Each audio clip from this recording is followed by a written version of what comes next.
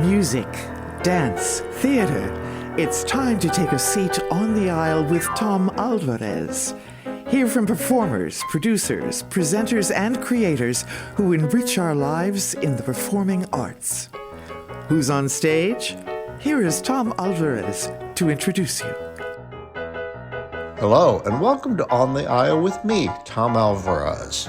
My guest on today's episode is John Fischer, a music director, pianist, vocal coach, and teacher with decades of experience in Broadway, cabaret, and symphonic performance. Join me now for a conversation on the aisle with John. Your day moves fast. Your news should too. That's why there's a new and improved Wish TV app, bringing you more local news, breaking alerts, live streaming, weather forecast, radar, and Indiana sports, all in one place. Customize your news feed to see the stories that matter most to you and get the information you need when you need it. Download the new and improved Wish TV app today on iOS or Android and take News 8 with you everywhere. Welcome, John. I'm so happy to see you. Thank you for taking the time to be on this podcast. My pleasure. It's been a long time since I've seen you. I know. When was that? Let's try to figure that out. That must have been, I'm gonna guess it, but somewhere between 5 and 10 years ago. Oh my gosh, that's true. And it was only, I saw you one night, you were performing with whom? Remember that? At the cabaret at the Columbia Club in Indianapolis, right on the Circle. That beautiful club with that stained glass in the back. Is that still there? They moved from there, the cabaret, and now they have their own home, and they've been there for like 5 years. Oh, yes. Yeah, they were, they didn't want to be in the restaurant business, and they were partnering with the club, and people were complaining about the steaks and, the temperature. And so they didn't want to mess with any of that. So they started a not-for-profit model, and they're like huge. They're like really big time. A lot of people. Oh, yeah. I've been to their new space. I was thinking about actually the Columbia Club. I wasn't sure if that was. Have you played the new space? I have, yeah. With whom and when? How did I miss that? I think I was there.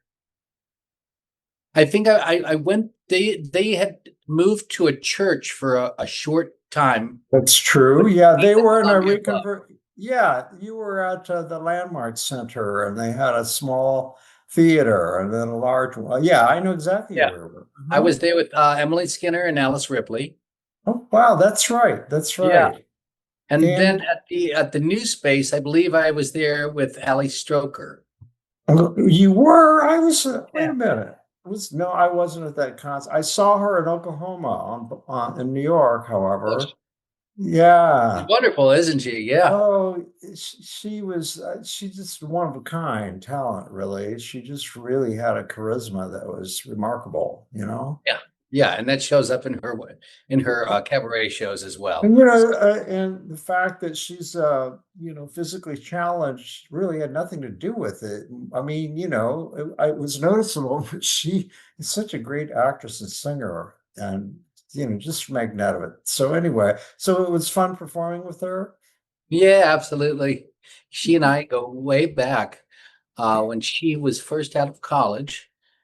She tried out for a concert that I music directed at Town Hall in New York City called Broadway's Rising Stars. Yeah. And she made it into the cast, and we knew each other. It was kind of like a concert that we put on to kind of help get recent college grads a head start into their showbiz world. And there's a long line of great other people that have come from that have gone on to do wonderful things.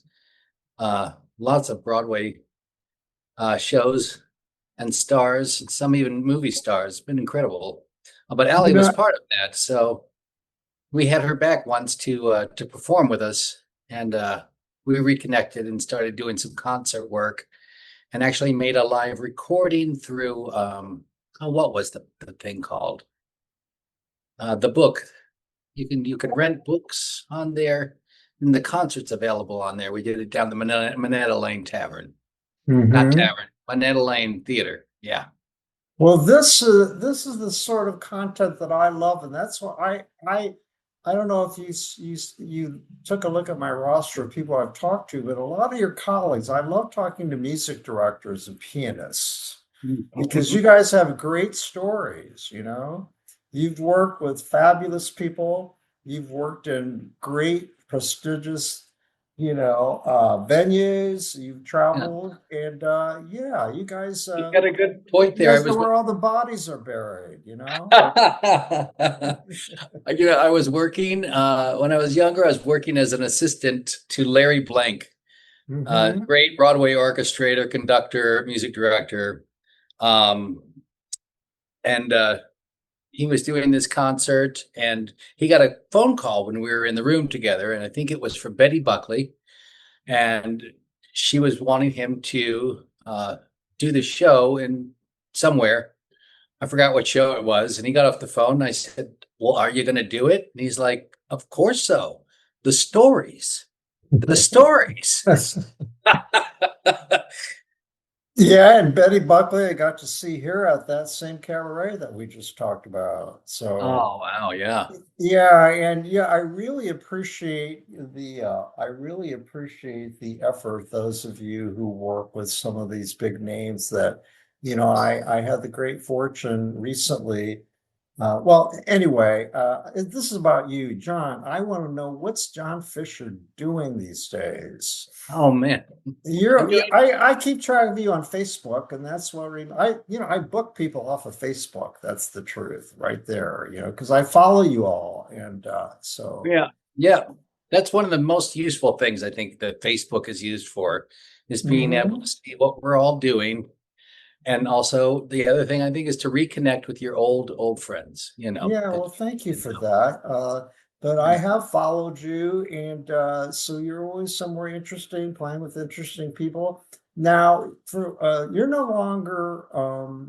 longer doing summers at Pillow, the dance festival, right? Did that end or No, that did what? end. Yes. I Okay. was there alongside with Chet Walker. Chet Mm-hmm. Walker was the man who, I think one of his most notable things was he conceived the musical Fosse, Oh uh, yeah. descendant of the Fosse era, and he put together and was working on another show about Jack Cole when he got brain cancer, and he died a couple of years ago. It was a big loss for all of us.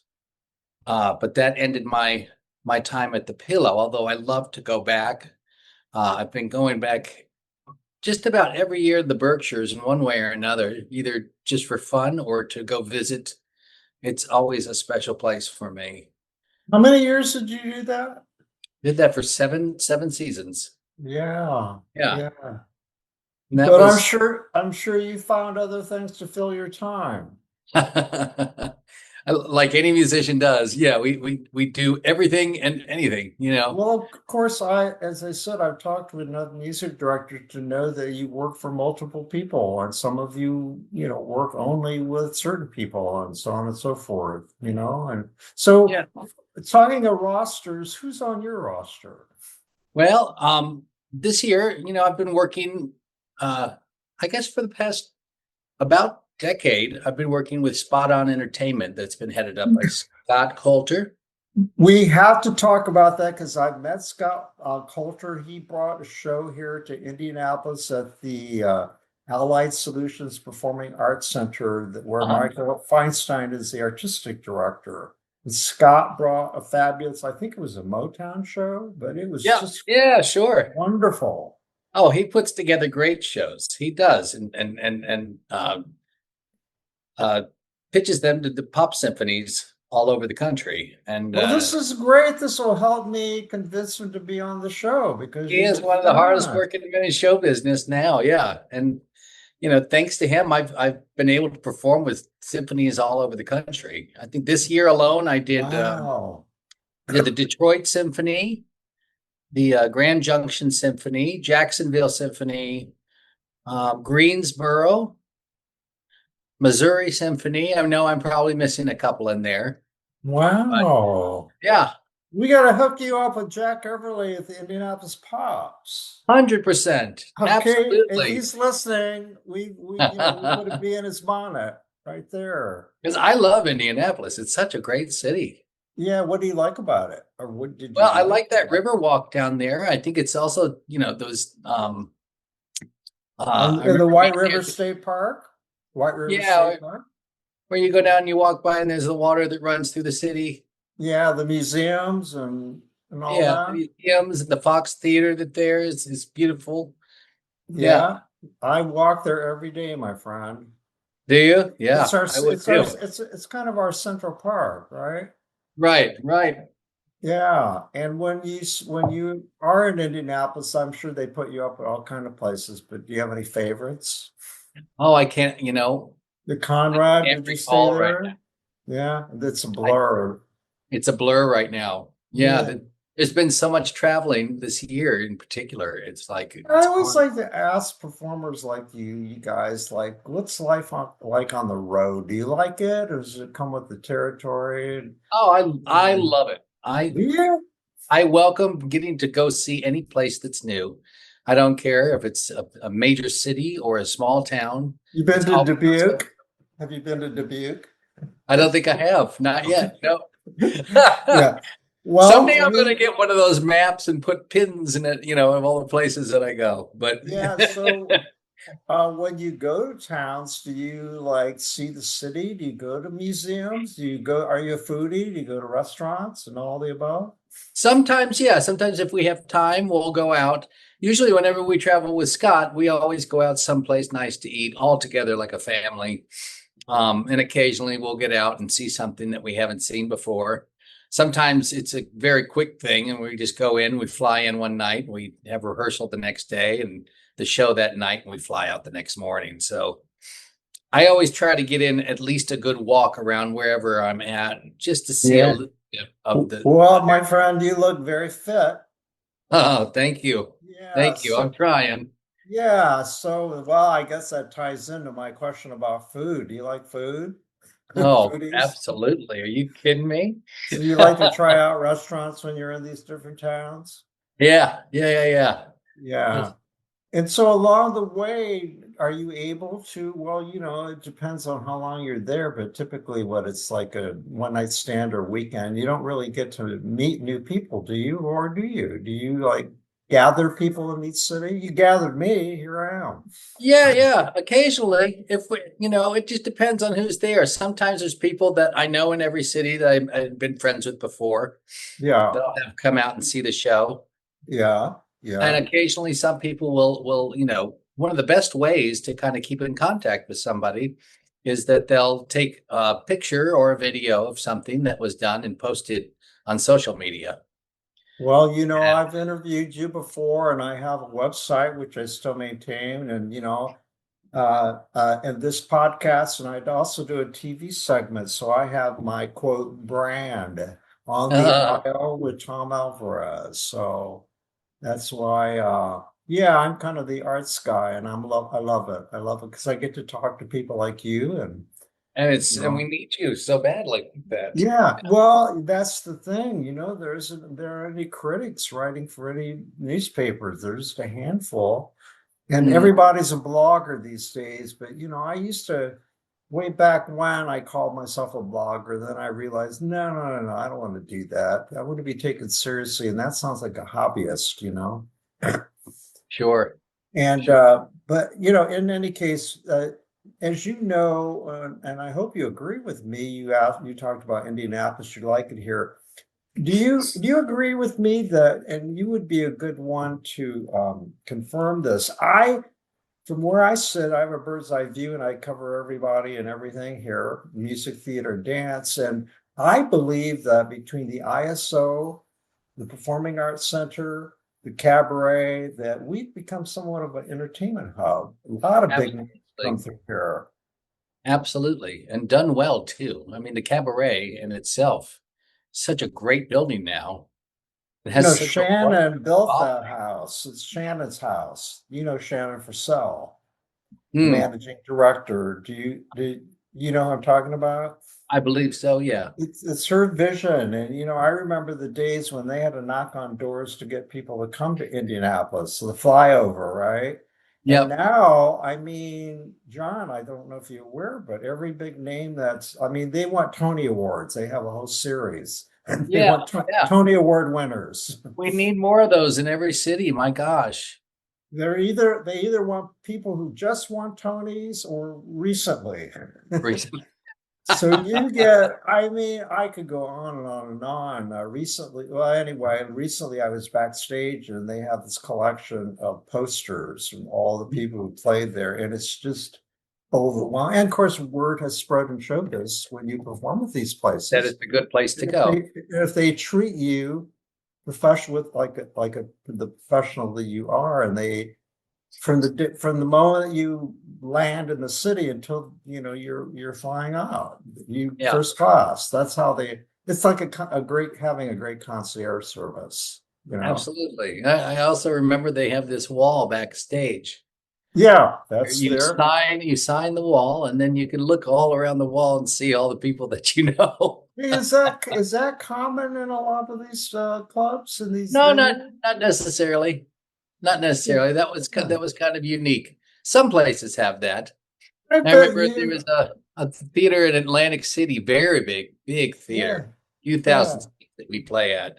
Well, there's an old wall in the Indiana Repertory, the theater. It's a regional theater. They used to have a cabaret there. You didn't play there by any chance. Where was this at again? Say it again. Indiana Repertory Theater. It's the largest regional theater, Indiana, and premier equity theater in Indiana. They had a cabaret at one time. No. Actually, they influenced me a lot when I fell in love with the cabaret art form. Oh yeah. And they, gosh, I remember seeing the McGuire sisters there way back, and they would do, they would do packages and whatever. But cabaret. Obviously, you've been playing cabaret. This is news to me, though, and I saw your post about being with Scott. So, what kind of? Explain when you say symphony shows for those who aren't familiar with Scott's work. Sure. Well, his company, Spot On Entertainment. We'll look on the website, and there's a whole variety of different shows that he puts on. Some of them are focus on Broadway material. Some of them focus on pop material. There's an 80s show. There's a Brill building show. There's and he can curate them to any size, from just piano to 12-piece band to a full orchestra. They've got all the necessary means to do that. So he usually gets wonderful singers that travel with him and a pianist, and they show up and go through the music with the orchestra. And that's where you come in. You're the pianist for a lot of those shows. And that's it. Yeah. Yeah. Did you do, was the Broadway Man of Broadway, was that one of his shows by any chance? Oh, I don't think so. No. Okay. Well, all right. But those are the kinds of shows that he put. Sure. Themes, right? Yeah. Yeah. So I know that you're a master in music from Broadway and the Great American Songbook, and Sure. I'm passionate about both. Having Michael here as artistic director of the Performing Arts Center, and of course his Great American Songbook Foundation is located here. Are you aware that they are building a standalone museum dedicated to the Great American Songbook? I think I might have heard that. I was just in Carmel, Indiana. Yeah. This past year? Yeah, I was there with my girlfriend, Kelly Rabke. Yeah. Performing at the Hotel Carmichael. I was supposed to have an interview with her, but someone dropped the ball and it never happened. Can you hook me up? Of course. I think she would love to do that. Oh, yes. I would love to talk to her. I'm a big fan. And so you played Feinstein's at Hotel Carmichael. Yeah, that was great there. What? And Brent, I think that the hotel is like brand new, isn't it? Yeah, it's one of those boutique hotels. Very fancy. It was Very. beautiful. Did you Absolutely. stay Yeah, there too? You must have we gotten did. first-rate Yeah, treatment. Yeah. absolutely. Isn't Carmel something else? Yeah. I think one thing I remember about Carmel was the turnarounds. When we Oh were being yeah, driven around and there's so they're many called the roundabouts. traffic turnarounds, the roundabouts. They're called roundabouts. Roundabouts, okay. And there are almost, I think now they're like 200. And Yeah. I love those things too. Well, one of the drivers said he's driven everywhere, and he said since they put these in, the pedestrian accidents have gone down to almost nothing, and you get Exactly. where you're going 100% faster because You you're gotta not be waiting at a careful though. stoplight. Sometimes you run into people who don't know what they're doing and don't pay attention. So you got to be a defensive driver, you know? And they just keep going round and round and round, right? Yeah. So what did you, for people listening, that's a thing. There are a lot of people in this area. You know, this is my theory. I've been here since the early 70s. You know, I moved here. It really was. Oh, it was really provincial. There wasn't anything going on here. It was like a big city in the middle of a cornfield. Truly, Yeah. it was. There wasn't a whole lot going on. And now, John, it's a metropolis. And Carmel is like our, you know, it's like our Santa Monica, or it's like in Chicago. In every city has one. Chicago and all the big Sure. cities have a big, huge, fabulous suburb. You know, and by the way, I know that you know your way around here because you pronounce it correctly, Carmel. Oh, did I? Car- No, that was just by chance. Yeah, people. I'll take it. mistakenly I'll take it. call Carmel, and even Uh, there have been people who've been through here and make a joke out of that. Like Marvin Hamlish and Marilyn May. They've written uh-huh. songs about it just because they know the audience will love it, because people get a little prickly if you call it Carmel. We are not Carmel. Uh-huh. We're Carmel by the White River. We have a river that runs through. But anyway, that's I've for your encountered in information. my travels so many of those pronunciation faux pas Yeah. that you get, and people get very territorial about those. They do. Oh yeah. And Rightfully so. what did you think of Feinstein's at the Hotel Carmichael, the room? Oh, the room was great. Piano was wonderful. And, You and know, you've done 54 and Nico, right? yeah. Michael's other, well, Michael is in New York.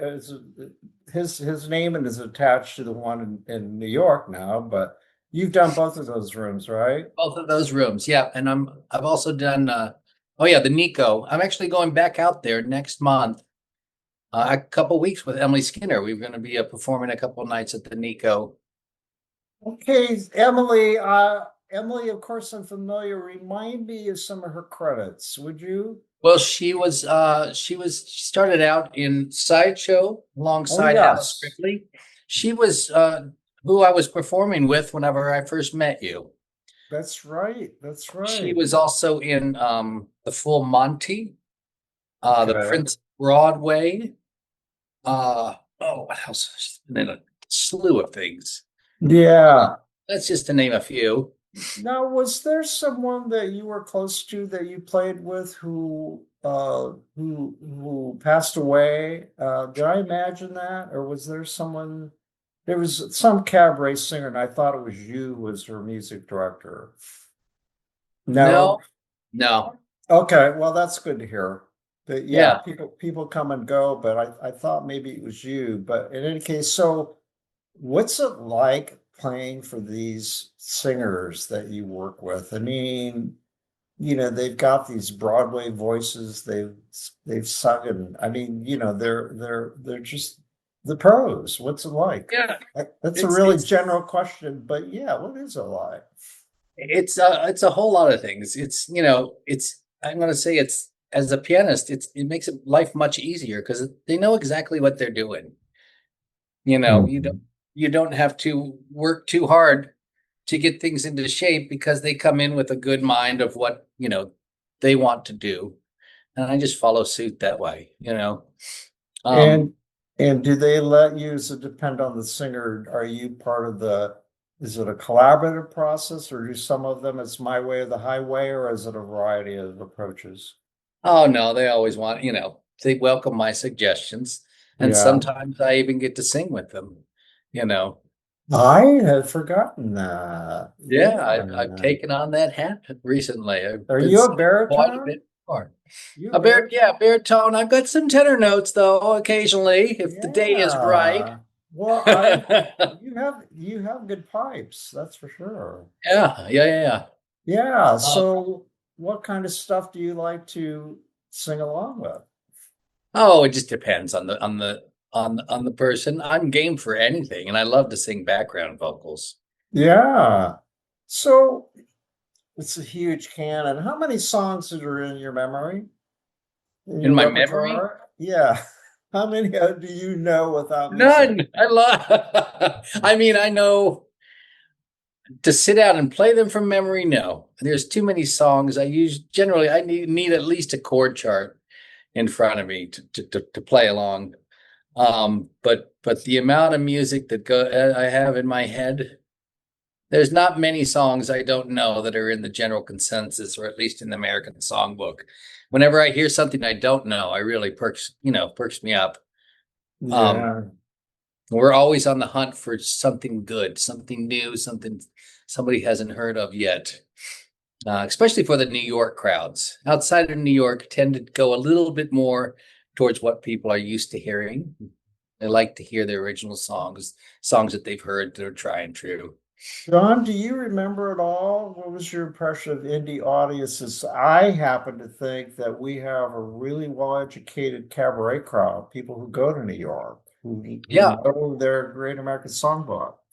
I didn't get to spend much time talking to many people in Indianapolis, actually. Mhm. How about audience reaction? That's a good way. You It know was wonderful. when you play a particular song, you always hear somebody in the audience say, "Oh," or something like, you know what I mean? I love Absolutely. that, I love it. Yeah. especially seniors, people my age, boomers, Yeah. because when you transport them back to their, when they were dating or their proms or their wedding or whatever, you can tell. Well, Tom, that's the good thing about, one of the most special things I think about cabaret is these people that are Broadway stars, or even the best cabaret singers. When you see somebody on stage in a big production playing a character, it moves Yeah. you as the story, but you're not learning anything about that person. You're learning about the character that they are portraying. But when you get to cabaret, those people are playing themselves. So Yep. there's a thing called the fourth wall, which is like the imaginary wall between the audience and the person on stage that just gets broken, and you kind of connect more personally with the audience, and it's almost encouraged. So when somebody has a vocal recognition, or applauds or laughs, or I'm at the piano and I can look right out and just make eye contact with people, and they love that. They love that, and so do I.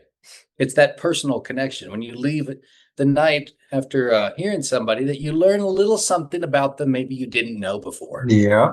you Yeah. know I think that. So, Oh, so I'm glad to hear you say all that, because you just gave me a commercial, and I'll tell you why. Let me be transparent. I am loath because I got someone reviewed me on Apple on about this podcast, and something about, Tom, you got to quit interrupting people. I get excited, and you talk about yourself too much. We know your bio. I'm trying to, but I want to be relatable, because, I have things in common. I usually choose friends. But I yeah. will tell you that I produce myself, and I have a not-for-profit, and it's to discover local talent, and it's called Magic Thread Cabaret. And I stole that from a quote that was made by Michael Feinstein, because he talked about that magical connection between the song and the audience. And it is mystical and it can't be defined. But when you're either a performer or in the audience and you experience that, there's no better high. Do you agree?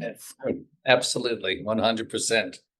Yeah. And the whole removal of the fourth wall, when I've seen, during the time I've been covering the arts all over the place, not only here, but in New York in particular, and the people that you work with and who come here, there is that. I've seen so many different formats, and I'm sure you have too. And I explain to people the storytelling element. There are performers who it's mixed. Some get very personal. They talk about their alcoholism. They talk about heartbreak. They talk about loss. They get really deep. And then there are those who shy away from any of that and talk about their careers or anecdotes, stories, name drop. And then there are people who do a combination. I've seen it all, Right. I love it because it's beyond. It's not only the story of the song; they get to tell a little bit about themselves too, and a window into their experience. Right, and that makes it more relatable, I think. I mean, the more specific and more personal you are about your own story, without being, let's say, indulgent. Yes, it's tricky. It's tricky. Right. The more the audience is going to relate to you. This year, I started. Actually, a couple years ago, I started working for a company called Signasium here in Manhattan. And here in New York, I think one of the most interesting things that you can do here is anybody can come here and put together their own show, their own cabaret show, and put it up in a nightclub with professional musicians and have people come out and see it. You don't find that a lot around the United States or really anywhere. So we offer this class at Signasium called Cab Lab, where people from all walks of life can come in. We've got, anywhere, we've got teachers, we've got I love doctors, we've got anybody who wants to come in. It's a 3-hour class with 6 people, and they create a 3-song set with a little patter in between. And with all 6 people, it's about 18 songs. So you've got yourself a show, and they invite their friends, and it's their first step towards building a show. And they take a few Cab Lab classes, and they've got half a show. So that's fabulous. Yeah, it's a neat way to bring more people into the art form and get them involved. And because it's so much storytelling, you don't really have to have the best voice. Some people sing really well. Some people are better storytellers than other people. You're right. But well, that's so interesting. I'll name drop again. Well, actually, we were talking about this before the recording. So for our listeners, I had just interviewed before we talked. By the way, John, you're calling. We're on a Zoom call, folks who are listening. And John, is that your home? It is, yeah. This is my apartment. I love here. Zoom because I get to see everybody's living rooms and their offices. See what your stuff is back there. Let's right out here is 74th Street out that window. Oh, yeah. God. It's a quintessential New York apartment. Pied-à-terre, is it? How's my French? It's a 2-level apartment, one room upstairs with a bathroom and a kitchen, and then one big room downstairs with a half bath. Upper West Side? Upper West Side, yeah. I love the Upper West Side. It's so nice, and it's quiet. You wouldn't even. You're near Central Park? 1 block away. Oh, God. So wonderful. And far enough from Broadway, far enough from the Broadway area, you don't have to listen to all the people. Walk outside. Are you rent control? Somewhat, yeah. It keeps going up, but goes with the flow. Okay, so that's where so do you have a grand piano in there somewhere? No, just my keyboard here. Okay, there you are. How much time do you spend on that keyboard? Hours. What's the average? What's the average John Fischer day look like? Well, I try not to schedule anything before noon, just because that's my own personal reasons. I like to have my mornings to exercise or have a nice breakfast. And then I'll schedule some vocal coachings or rehearsals. In the evening, I might pay for a class, or I might have a show down at 54 Below. Mm-hmm. we just a few weeks ago, we ended one of our ongoing shows there called Sondheim Unplugged. Sondheim Unplugged ran for 15 years. Oh. And it was such a staple here. So many people have come through there and sang, so many Broadway stars. And it was one of those, New York things that you could come here and go see that I don't think you could get anywhere else. So hopefully there'll be another life for it somewhere. And John, did you have the pleasure of knowing or even meeting Stephen Sondheim? I did meet him once. It's an interesting story. I was playing piano for West Side Story, the revival that Arthur Lawrence directed, when Lin-Manuel Miranda had done In the Heights, and he was helping with the translations of the Spanish lyrics that they had adapted. And we were in the final callbacks for the dancers, and Stephen Sondheim was there, Alex Bernstein was there, the whole slew, and then the casting director came over to the piano and he said, "Stand up." This was Stuart Howard. And I said, "Why?" He said, "You want to meet him, don't you?" I said, "Okay." And here walks Sondheim, and he said, "Stephen Sondheim, this is John Fischer." And he said, "Oh, your playing's very beautiful." Oh my. And I said, "Thank you." And Stuart looked at me and said, "You done just say that." Well, that's something So I'll take it. That is a memory you can treasure, right? Absolutely. So at this stage of your career, how long have you lived in New York or been based there? It'll be 30 years next year. I believe I arrived in 1997. Wow. Are you living the dream? Are you living the life that you imagined when you were a youngster or a young man? I don't think I ever imagined as good as it's gotten for me. Yes. Where I grew up, I grew up in a really small town in Arkansas. Yeah, I want to hear about that. I Yeah. want people to know where you came from. I know that story, but tell it. Sure. Let's hear your roots. Who are your people?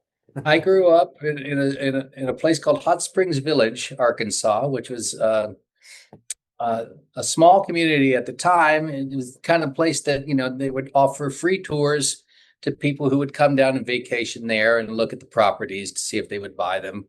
And it was a gated community that had private golf courses and lakes, but it wasn't an expensive place to live. So it was marketed towards people who could afford that. And then outside of the village was a town called Jesseville, where I went to high school. And the high school there, when I started, we only had a basketball team. And then by the time I was in 7th grade, we had gotten money from the village. The village had grown up a bit, and we had gotten a band program, a choir program, football, track and field. But in order for those programs to work, everybody had to do them. So you would literally be playing football, and then at halftime, you would go throw off your shoulder pads and pick up your trombone and march in the band. I love that. Yeah. So, whenever I went to college, I thought about being a band director and going into music education. So were you in the marching band? I was. I played trombone in the marching band at Henderson State University. Yeah. But then I met a music director, a friend of mine, Mark Janis, who was the first person that actually made me feel like there was another direction I needed to go in. He was the most interesting person that ever spoke music in a way that I'd never heard it before. Mm-hmm. He could teach me in different ways that I opened my whole mind up and became a mentor in ways and a friend. And so after a few years of knowing him, he moved up to New York City, and he called me and he said, "John, you've got to move up here. You'll learn more in 1 year here than you did in 4 years of college." Mm-hmm. So I did. I dropped everything, as you do when you're like 21, 22 years old. And I made the leap. Was he your mentor? Absolutely. Yeah. Yeah. And still is in a lot of ways. Anytime that I run into a snag or I have a question or need some guidance, he's always there. He must be very proud of you. Yeah, I think so. I think so. Yeah. And Yeah. are you the kind of guy that passes things on? Do you pass it forward to young people? Well, of Absolutely. course you were. You were a pillow, for I was God's at the Pillow. Yeah, I worked for a company called Applause for over 20 years. sakes. That's a kids company here in the city. Um, but I continue. I think teaching is such an important thing at whatever level you're at. You've got to pass things on and learn how to explain things in a way. I think it makes you understand your own craft even better when you can break it down into the most simplest of terms so that somebody else can understand. Yeah. So, okay, so where's your Bill Clinton accent? You're from Arkansas. What happened? What happened? Kelly always says whenever you go back to Arkansas, you become another person.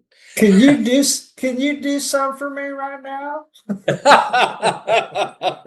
What do you want? Some y'alls or something I like just that? I just I I think love I got to be in the element.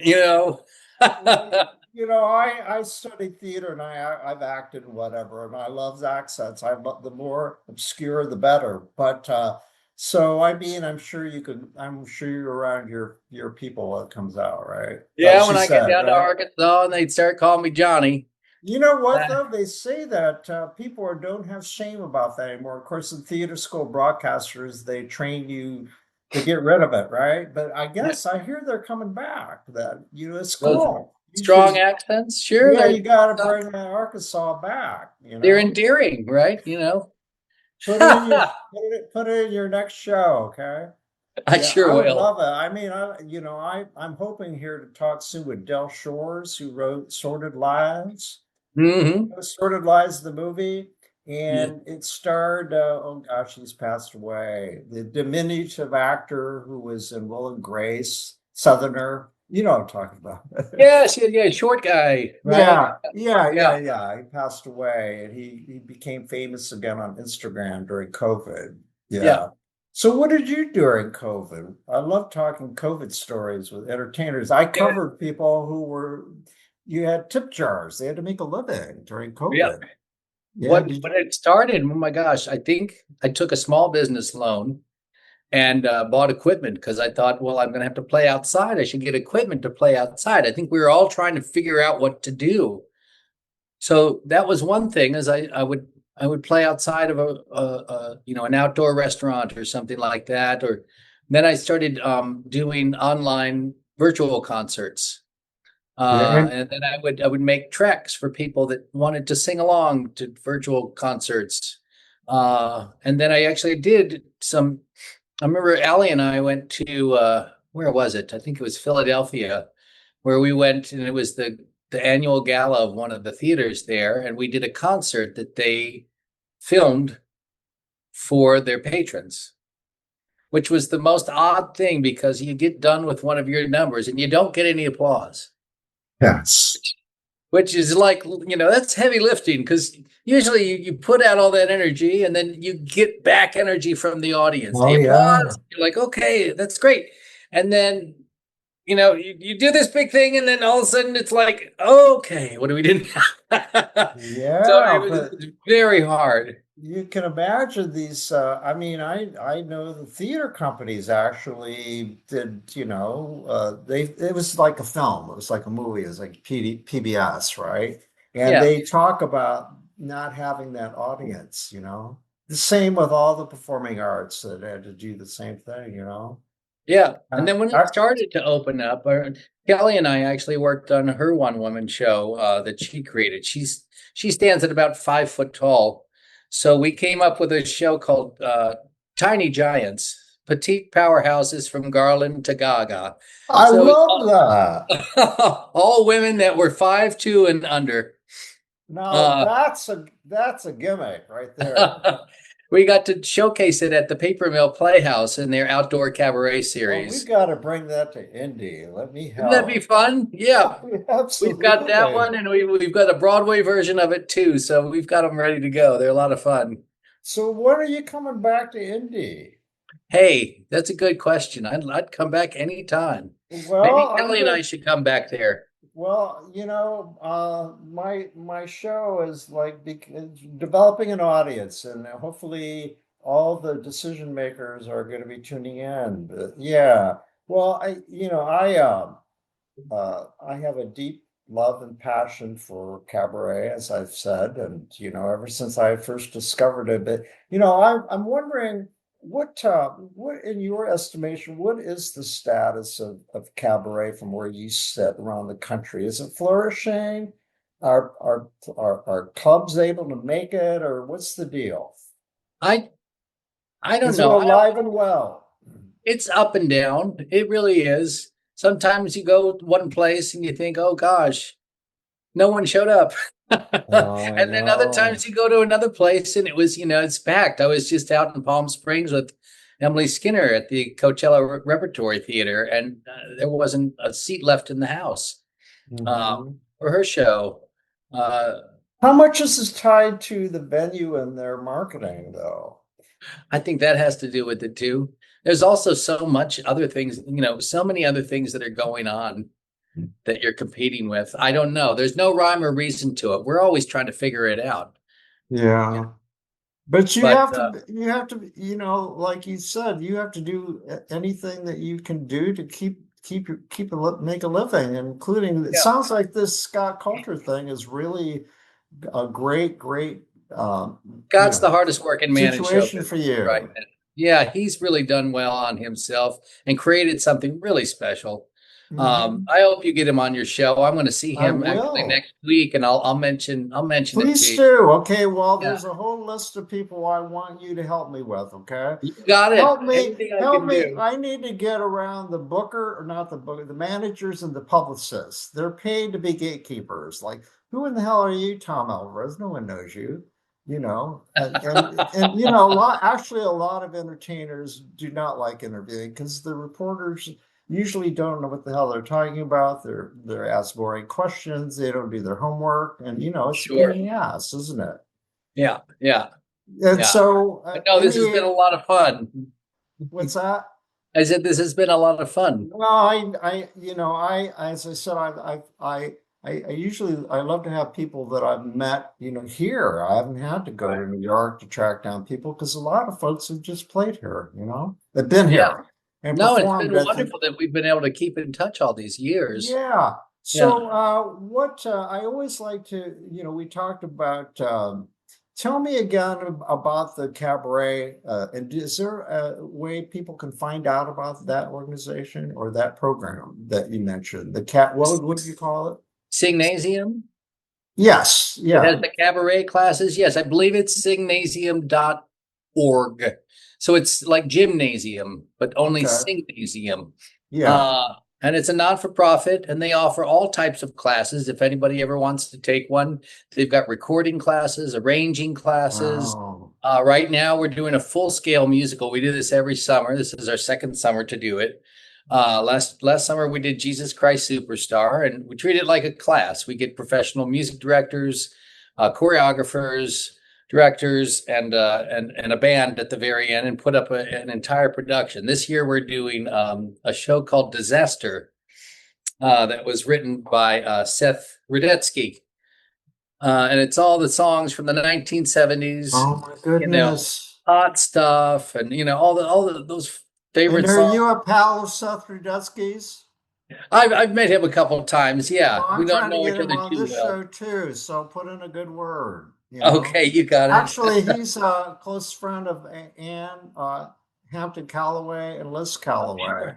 Sure, And sure, they actually wrote him an email and said, you need to talk to Tom. But, he's a very busy man. But anyway, of course. Yeah, so, but, really, it's been a delight to reconnect with you. And I will continue to follow you. And I hope to see you here in Indy again sometime. your mouth, God's ears. Absolutely. I hope And, so and too. I try to get to New York at least once a year to see shows and cabaret and whatever. And Well, let me know when you're here. We'll have a cocktail or that would something. be lovely. So thank you again. And you got your marching orders. Let Kelly know that I missed her when she was here, but Uh huh. We'll get her on your show for sure. She'd love that. She's a good talker. Well, listen, thank you so much. And I'm going to sign off now and wish you the best. Thanks, Tom. Good to see you.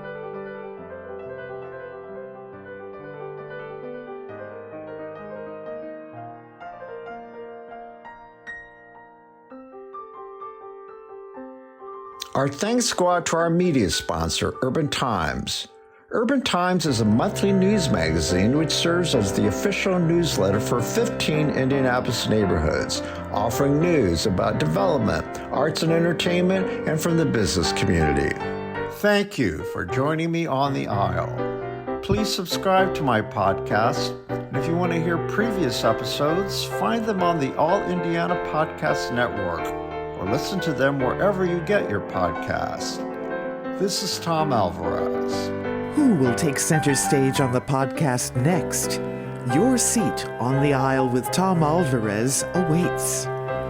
Follow Tom on Facebook, Instagram, Twitter, and TikTok, and make sure to visit tomalvarez.studio. Watch Tom every other Thursday on Lifestyle Live on Wish TV, and make sure to listen every week here on the All Indiana Podcast Network.